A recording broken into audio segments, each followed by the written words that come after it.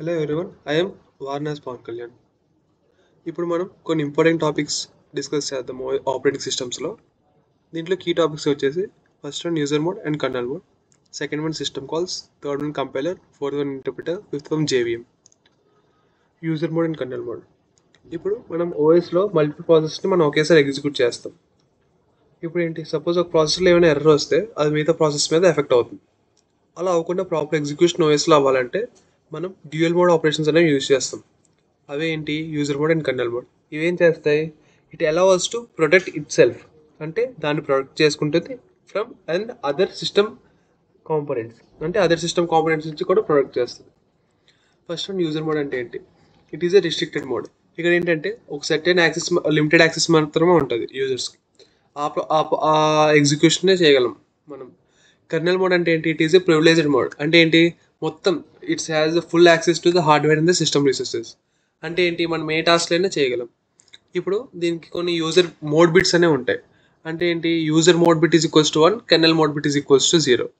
ఇప్పుడు ఏంటంటే సపోజ్ ఒక సిస్టమ్ మనం రీబూట్ చేస్తాం అనుకో, బ్యాక్లిట్ లైట్స్ కానీ నెక్స్ట్ వైఫై కానీ దాని మట్టుకు అదే టర్న్ ఆఫ్ ఆన్ అవుతుంది. ఇదంతా దేనివల్ల, కర్నల్ మోడ్లో అవడం వల్ల. ఆటోమేటిక్గా ఏంటి, దాని దగ్గర అదే మొత్తం హార్డ్వేర్ని అదే దాన్ని యాక్సెస్ చేసుకుంటుంది. మొత్తం ప్రాసెస్ అంతా కర్నల్ మోడే చేస్తుంది. ఇప్పుడు మనం ఏదైనా ప్రాసెస్ మనం ఎగ్జిక్యూట్ చేసినప్పుడు సిస్టమ్ కాల్స్ అనేవి మనం యూజ్ చేస్తాం. సపోజ్ ఇప్పుడు సిస్టమ్ కాల్స్ అనేవి మనకి 0 బిట్ ఉంటే, అంటే మోడ్ బిట్ 0 ఉంటే, అప్పుడు ఏంటి, యూజర్ మోడ్ నుంచి కర్నల్ మోడ్ షిఫ్ట్ అవుతుంది. అదే మోడ్ బిట్ అనేది 1 ఉంటే కర్నల్ మోడ్ నుంచి యూజర్ మోడ్కి షిఫ్ట్ అవుతుంది. ఓకేనా, these are the mode bits. Next ఇప్పుడు ఏంటంటే privileges which can be done by only kernel mode. ఇప్పుడు ఏంటి, కొన్ని ప్రివిలేజెస్ అనేవి ఉంటాయి. అంటే ఏంటి, ఓన్లీ కర్నల్ మోడ్ మాత్రమే ఎగ్జిక్యూట్ చేయగలం, యూజర్ మోడ్ చేయలేవు. ఏంటంటే హ్యాండ్లింగ్ ఇంటరప్ట్స్.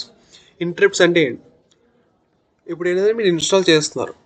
సపోజ్ ఇప్పుడు ఒకవేళ అప్పుడు ఇన్స్టాల్ చేసినప్పుడు క్లియర్ ఇన్స్ట్రక్షన్ ఉంటుంది, మౌస్ కానీ ఏ కీస్ కానీ మనం టైప్ చేయదని.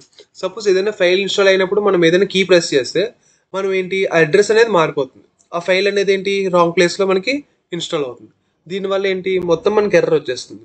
ఈ ఇంటరప్ట్స్ని హ్యాండిల్ చేయడం కర్నల్ మోడ్ చూసుకుంటుంది. అంటే ఇప్పుడు సపోజ్ ఏమైనా మనకి మధ్యలో ఏమైనా ఇష్యూస్ వస్తే మనం ట్రబుల్ షూటర్ నొక్కుతాం. ట్రబుల్ షూటర్ నొక్కగానే ఏమవుతుంది, మొత్తం ప్రాసెస్ అంతా ఆటోమేటిక్గా అయిపోతుంది, హార్డ్వేర్ ప్రాసెస్ అంతా. ఇదంతా దేంట్లో అవుతుంది, కర్నల్ మోడ్లో అవుతుంది. Next interacting with IO devices. ఇదేంటంటే కర్నల్ మోడ్ ఇన్పుట్ అవుట్పుట్ డివైస్తో ఇంటరాక్ట్ అవుతుంది. నెక్స్ట్ ఏం చేస్తాయంటే it controls the memory management unit, అంటే మెమరీ అంతా మేనేజ్ అవుతుంది. ఇక్కడ చూసినట్టయితే చూడండి, ఇక్కడ మనకి ఇంటరప్ట్ అయ్యాయి హ్యాండిల్. ఇప్పుడు ఏంటి, ఇంటరప్ట్ మనకి అయ్యాయి. ఇప్పుడు ఏం చేస్తామంటే ఫస్ట్ మళ్ళీ ఏంటి, అది స్టేట్ని మళ్ళీ రీస్టోర్ చేస్తాం. దాని తర్వాత మళ్ళీ ఎగ్జిక్యూషన్ అనేది మళ్ళీ స్టార్ట్ చేస్తాం. దీనివల్ల ఏంటి, మనకి ఇంటరప్షన్ అనేవి పోతాయి. Next system calls. అసలు సిస్టమ్ కాల్స్ అంటే ఏంటి, system call is nothing but and it acts as an interface. అంటే ఏంటి, ఇంటర్ఫేస్లో యాక్ట్ అవుతాయి అది. దేనికి యూజర్ మోడ్ అప్లికేషన్స్కి, ఆపరేటింగ్ సిస్టమ్కి. అంటే ఏంటి, it allows control access to kernel functions. అంటే ఏంటంటే యాక్సెస్ అనేవి మనకి కెర్నల్ ఫంక్షన్స్కి ఇస్తాయి. అంటే ఏంటంటే రీడింగ్ ఫైల్స్ కానీ, క్రియేటింగ్ ప్రాసెస్ కానీ, అలొకేటింగ్ మెమరీ కానీ అవన్నీ. ఇక్కడ చూడండి, మన డయాగ్రామ్ చూసుకున్నట్టే introduction to system call, user programs, user interface, system call. System కాల్స్లో ఇవన్నీ ఉంటాయి, program control, input output, file system, error management, next resource ఆర్టింగ్, సెక్యూరిటీ. ఇవంతా హార్డ్వేర్కి. ఇదేంటంటే ఇంటర్ఫేస్గా యాక్ట్ అవుతుంది దేనికి, యూజర్ మోడ్ అప్లికేషన్కి, ఆపరేటింగ్ సిస్టమ్కి. ఇప్పుడు సర్వీసెస్ ఫ్రమ్ సిస్టమ్ కాల్స్. ఇక్కడ మేజర్లీ 6 సర్వీసెస్ ప్రొవైడ్ చేస్తుంది సిస్టమ్ కాల్స్. ఏంటి, process creation and management, main memory management, file access, directory and file system management, device handling, protection, networking. ఇప్పుడు types of system calls ఎన్ని types ఉన్నాయి, 5 types ఉన్నాయి. First one ఏంటి, process control. Process control ఏంటంటే ఇది deals with the process. అంటే ఏంటి, process creation కానీ, ప్రాసెస్ టర్మినేషన్ కానీ ఇవన్నీ డీల్ చేస్తుంది. Next file management. File management అంటే ఏంటి, క్రియేటింగ్, రైటింగ్, రీడింగ్ ఫైల్స్ అలాగా. Next device management. ఇవి reading and writing functions perform చేస్తాయి. దేని ద్వారా, ఫ్రమ్ బఫర్ నుంచి రీడింగ్ అండ్ రైటింగ్ ఫంక్షన్స్ అనేవి పర్ఫామ్ చేస్తాయి. Next information maintenance. ఇది ఏం చేస్తుంది అంటే it transfer between the operating system and the user program. Communication. ఇప్పుడు ఏంటంటే మనం ఇక్కడ కమ్యూనికేషన్ క్రియేట్ చేయొచ్చు, డిలీటింగ్ చేయొచ్చు, ఇదంతా కమ్యూనికేషన్లో అవుతుంది. Creation and deletion operation of communication, ఇదంతా కమ్యూనికేషన్ అవుద్ది. ఇవన్నీ types of system calls. Next system calls pros and cons అంటే ఏంటి, advantages disadvantages. Hardware abstraction. Hardware abstraction అంటే ఏంటి, it provides a standardized interface. అంటే ఏంటి, మనకు ఒక ఇంటర్ఫేస్ ప్రొవైడ్ చేస్తుంది, దీనికి interact directly with the hardware. అంటే లో లెవెల్తో మనకు సంబంధం లేకుండా డైరెక్ట్గా హార్డ్వేర్తో ఇంటరాక్ట్ అవ్వడానికి ఇది ఒక ఇంటర్ఫేస్ అనేది మనకి ప్రొవైడ్ చేస్తుంది. Next security. ఇది డైరెక్ట్ హార్డ్వేర్ యాక్సెస్ రిస్ట్రిక్ట్ చేస్తుంది. అప్పుడు ఏంటి, సిస్టమ్ క్రాష్ అవ్వడం కానీ ఇవన్నీ మనకి రిస్క్ అనేది రెడ్యూస్ అవుతుంది. నెక్స్ట్ పోర్టబిలిటీ ఏంటంటే ఇది ఏంటంటే they work across different operating systems. Next ఇప్పుడు డిసడ్వాంటేజ్ చూసరికి పర్ఫార్మెన్స్ ఓవర్ హెడ్. ఇప్పుడు ఏం చేస్తామంటే ఈ సిస్టమ్ కాల్ మనం అప్లై చేసినప్పుడు ప్రతిసారి యూజర్ మోడ్ నుంచి కర్నల్ మోడ్కి, కర్నల్ మోడ్ నుంచి యూజర్ మోడ్స్కి మారుతూ ఉంటాయి కదా. దీనివల్ల ఏంటంటే ప్రాసెస్ అనేది స్లో అయిపోద్ది. స్లో అయిపోవడం వల్ల మనకు పర్ఫార్మెన్స్ అనేది తగ్గిపోతుంది. ఇది పర్ఫార్మెన్స్ ఓవర్ హెడ్ అంటే. Next platform dependency. ఇక్కడ ఏంటంటే సిస్టమ్ కాల్స్ అనేవి వ్యారీ అవుతుంటాయి వేరు ఆపరేటింగ్ సిస్టమ్స్కి. అంటే ఏంటి, లైనక్స్కి ఒకలాగా, విండోస్కి ఒకలాగా, మ్యాక్ ఓఎస్కి ఒకలాగా, అలాగా. These are about the system calls. Next ఇప్పుడు కంపైలర్ అంటే ఏం లేదు. సపోజ్ ఇప్పుడు నీకు ఓన్లీ తెలుగే వచ్చు, నువ్వు నార్త్ వెళ్ళావు, అక్కడ ఏంటి ఓన్లీ వాళ్ళకి హిందీ అర్థమవుద్ది. ఇప్పుడు మధ్యలో నీకు ఎవరు కావాలి, ట్రాన్స్లేటర్ కావాలి. అంటే నీ మెసేజ్ వాళ్ళు తీసుకొని ట్రాన్స్లేట్ చేసి వాళ్ళకి చెప్పడానికి. ఈ ప్రాసెస్ని మనం కంపైలేషన్ అంటాం. అది in the terms of the computers. అంటే ఏంటంటే ఇట్ ఈస్ ఏ ప్రోగ్రామ్. ఏం చేస్తుంది, అది ట్రాన్స్లేట్ చేస్తుంది దీన్ని హై లెవెల్ సోర్స్ కోడ్ నుంచి మెషిన్ కోడ్కి. మెషిన్ కోడ్ అంటే ఏంటి, కంప్యూటర్ అర్థం చేసుకునే కోడ్. అంటే ఏంటి, బైనరీ డిజిట్స్లో ఉంటాయి, 0s 1లో. ఇప్పుడు మనం రాసేది ఏంటి, హై లెవెల్ సోర్స్ కోడ్ అంటే C++, జావా యూస్ చేస్తాం కదా, ఇవన్నీ.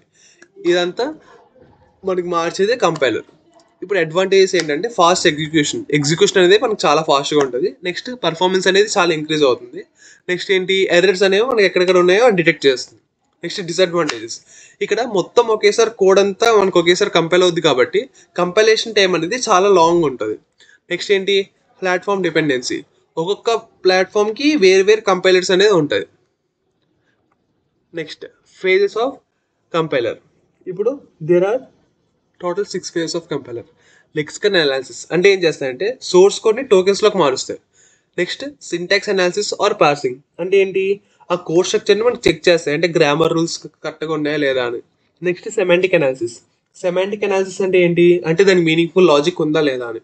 నెక్స్ట్ ఇంటర్మీడియట్ కోడ్ జనరేషన్ అంటే ఇప్పుడు ఈ కోడ్ అనేది మనకి ఇంటర్మీడియట్ రిప్రజెంటేషన్గా మనకి మారుస్తుంది. నెక్స్ట్ కోడ్ ఆప్టిమైజేషన్ ఏంటి, అది ఏంటంటే మన రీఫైన్ కోడ్ని మన ఇంప్రూవ్ చేస్తుంది. నెక్స్ట్ టార్గెట్ కోడ్ జనరేషన్ అంటే it's translate the optimized code into machine code. అంటే ఆప్టిమైజ్డ్ కోడ్ వస్తుంది కదా, దాన్ని మనం మిషన్ కోడ్లో కన్వర్ట్ చేస్తుంది. ఇవన్నీ ఫేజెస్ ఆఫ్ కంపైలర్. దీంట్లో సింబల్ టేబుల్లో ఇక్కడ మనకి ఏంటి, ఇవన్నీ స్టోర్ అవుతాయి టోకెన్స్ ఇవన్నీ. ఇక్కడ ఎర్రర్ హ్యాండ్లింగ్లో ఎర్రర్స్ అన్ని స్టోర్ అవుతాయి. ఇక్కడ హై లెవెల్ లాంగ్వేజ్ నుంచి మనకి అసెంబ్లీ లెవెల్ లాంగ్వేజ్కి మనకి మొత్తం మెషిన్ లాంగ్వేజ్కి మొత్తం కోడ్ మారుతుంది కదా. ఇది 6 phases ఏంటంటే lexical analysis, syntax analysis or parsing, semantic analysis, intermediate code generation, code optimization, target code generation. ఇది కంపైలర్. ఇంటర్ప్రిటర్ మనం ఇప్పుడు చెప్పుకున్నాం కదా. కంపైలర్ ఏం చేస్తుంది, మొత్తం ఫైల్ని ఒకేసారి మొత్తం కంపైల్ చేసాక మనకి రిటర్న్ చేస్తుంది ఎర్రర్స్ ఏమైనా ఉంటాయి. కానీ ఇంటర్ప్రిటర్ అలా కాదు, ఇట్ ఈస్ ఏ ప్రోగ్రామ్. ఏంటి, that directly executes high level source code line by line. అంటే ఏంటి, లైన్ బై లైన్ మనకి ఎగ్జిక్యూట్ అవుతుంది. అప్పుడు ఏంటి, without converting it to machine code. అంటే ముందుగా మనకి మెషిన్ కోడ్లోకి మార్చకుండా లైన్ బై లైన్ అనేది ఎగ్జిక్యూట్ అవుద్ది. దీన్ని ఇంటర్ప్రిటర్ అంటాం. సోర్స్ కోడ్ నుంచి మన మెషిన్ కోడ్కి వితౌట్ కన్వర్టింగ్, అంటే టోటల్గా మనకు ముందుగా మెషిన్ కోడ్ కాకుండా లైన్ బై లైన్ అనేది ఎగ్జిక్యూట్ అవుద్ది. ఇప్పుడు అడ్వాంటేజెస్ చూద్దాం. ఇంటర్ప్రిటర్ అడ్వాంటేజెస్ ఏంటి, ఇక్కడ ఏంటంటే ఫాస్ట్ డెవలప్మెంట్. ఇంటర్ప్రిటర్లో డెవలప్మెంట్ అనేది చాలా ఫాస్ట్గా ఉంటుంది. నెక్స్ట్ క్రాస్ ప్లాట్ఫామ్ కంపాటబిలిటీ అంటే ఏంటి, వేరియస్ ప్లాట్ఫామ్స్లో మనం యూస్ చేసుకోవచ్చు. నెక్స్ట్ ఈజీ డీబగింగ్ అంటే మనం ఈజీగా డీబగ్ చేయొచ్చు అని, అంటే ఎర్రర్స్ అనేవి ఈజీగా ఫైండ్ అవుట్ చేయొచ్చు. Next disadvantage. ఇప్పుడు ఇక్కడ లైన్ బై లైన్ ఎగ్జిక్యూట్ అవుతుంది కదా, కాబట్టి ఏంటి, ఇప్పుడు చాలా పెద్ద కోడ్స్ తీసుకుంటే చాలా లైన్స్ ఉంటాయి కదా, అవన్నీ ఎగ్జిక్యూట్ అవ్వడానికి ఎంతసేపు అవుద్ది, చాలా ఎక్కువసేపు అవుద్ది. కాబట్టి ఏంటంటే ఎగ్జిక్యూషన్ అనేది చాలా స్లోగా ఉంటుంది. నెక్స్ట్ ఇప్పుడు ఎక్కువ ఉండడం వల్ల మెమరీ అనేది చాలా ఎక్కువ యూసేజ్ అవుద్ది. కాబట్టి ఏంటి డిసడ్వాంటేజ్ ఇంకోటి ఏంటంటే మోర్ మెమరీ యూసేజ్.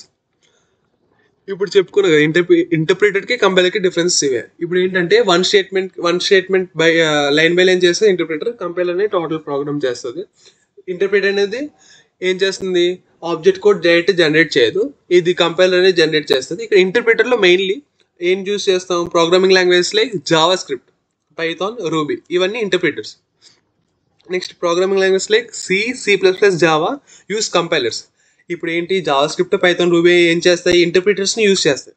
కానీ ఇక్కడ C++, జావా అనేవి కంపైలర్స్ని యూస్ చేస్తాయి. ఇది interpreter versus compiler differences. Next JVM stands for Java virtual machine. ఇదేంటి, ఇట్ ఈస్ అన్ ఇంజన్. ఏం చేస్తుంది అంటే జావా ప్రోగ్రామ్స్ని ఈ జావా బయట కోడ్ నుంచి మిషన్ కోడ్ కన్వర్ట్ చేస్తుంది. అప్పుడు ఏంటవుద్ది, ఈ జావాని మనం డిఫరెంట్ ప్లాట్ఫామ్లో మనం రన్ చేసుకోవచ్చు ఈ జావా కోడ్స్ని. ఇప్పుడు దీంట్లో కీ ఫీచర్స్ చూద్దాం. ప్లాట్ఫామ్ ఇండిపెండెన్స్ అంటే ఏంటి, ఏ ప్లాట్ఫామ్లో అయినా మనం రన్ చేసుకోవచ్చు. నెక్స్ట్ ఆటోమేటిక్ మెమరీ మేనేజ్మెంట్, అంటే మెమరీ మేనేజ్మెంట్ ఇక్కడ ఆటోమేటిక్గా అయిపోతుంది. నెక్స్ట్ సెక్యూరిటీ అనేది ఇక్కడ చాలా ఎక్కువ ఉంటుంది. ఇప్పుడు ఏంటంటే ఇక్కడ .జావా ఉన్నాయి కదా, .జావా ఫైల్స్ని కంపైలర్ ఉంటుంది కదా, జావా సి కంపైలర్ మనం ఏం చేస్తుందంటే క్లాస్గా స్టోర్ చేసుకుంటుంది. నెక్స్ట్ జేవిఎం ఏం చేస్తుంది, it converts the Java byte code into machine code. ఇప్పుడు ఏంటి, క్రాస్ ప్లాట్ఫామ్ కదా, ఇప్పుడు ఏంటి అంటే ప్లాట్ఫామ్ ఇండిపెండెన్స్ కదా, కాబట్టి దేంట్లో మ్యాక్లో అయినా, విండోస్లో అయినా, లైనక్స్లో అయినా, దేంట్లో అయినా మనం దీన్ని రన్ చేసుకోవచ్చు ఈ ఫైల్స్ అనేవి. నెక్స్ట్ క్లాస్ లోడర్ ఏం చేస్తుంది అంటే క్లాస్ ఫైల్ని రీడ్ చేస్తుంది. ఇక్కడ ఏంటి, byte code to method area save చేస్తుంది, బైట్ కోడ్ని సేవ్ చేస్తుంది. ఏంటి, దేంట్లో మెథడ్ ఏరియాలో ఏం చేస్తుంది, this holds the class level, అంటే ఏంటి, ప్రతి క్లాస్ ఫైల్ను దీంట్లో లోడ్ చేస్తుంది. నెక్స్ట్ హీప్ ఏంటి, it is a part of JVM మెమరీలో పార్ట్. దీంట్లో ఆబ్జెక్ట్స్ అనేవి అలొకేట్ అవుతాయి. స్టాక్లో ఏం చేస్తాం, టెంపరీ వేరియబుల్స్ అనేవి స్టోర్ చేస్తాం.